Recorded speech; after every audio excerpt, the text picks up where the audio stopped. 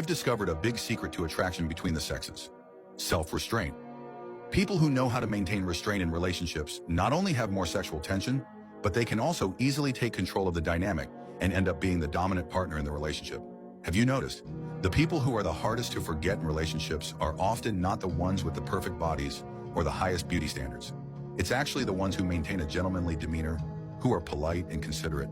Their eyes show admiration and a hint of restrained desire, but their words and actions never cross the line. The subtle tension in their hands and the beads of sweat on their forehead reveal the real feelings they're holding back. Actually, women who show restraint can be just as attractive. Let me give you a slightly inappropriate example. In terms of human instinct, the person who's yelling and shouting while playing a game isn't the one who makes the game feel exciting. It's the calm, composed person who's invested but still in control of the situation, and then flashes an occasional smile. That's the one who draws people in. In fact, if you observe closely, people with avoidant personalities often have a special kind of attraction. That's because they understand restraint. So how do you create this sense of restraint in a relationship and avoid exposing your needs too much? In relationships, whether you're a man or woman, we often overlook certain behaviors that can have an impact.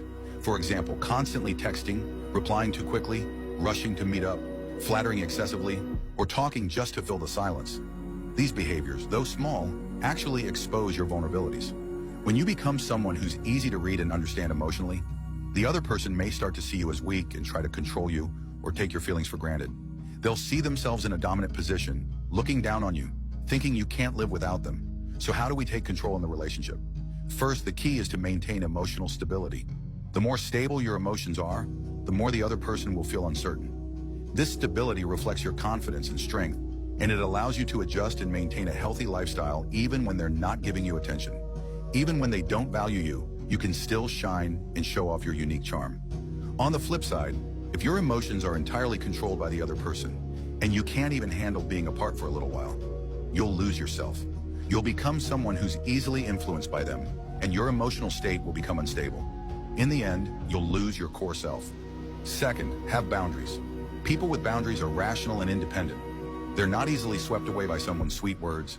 They don't immediately jump into a relationship, even if someone is charming. They know how to restrain their curiosity about the other person. Third, don't be overly curious. If they want to share something with you, they will. If they don't, trying to pry it out of them won't lead to a real answer. Allow them to have things about their life that you don't know.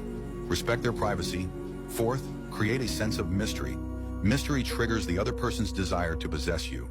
If you can restrain your own need for reassurance, you'll make them feel like they can't fully control you. That sense of not being in control is where the feeling of insecurity comes from. The better your own life is, and the more you show that you're doing just fine without them, the more that insecurity builds. Your state of being becomes a huge unknown for them. It makes them think you could leave at any time. That's why they won't dare cut off contact with you and might even fear it deeply. They'll constantly try to possess you or figure you out until they feel an extreme sense of security. Got it? Follow me to learn how to make relationships happy and lasting.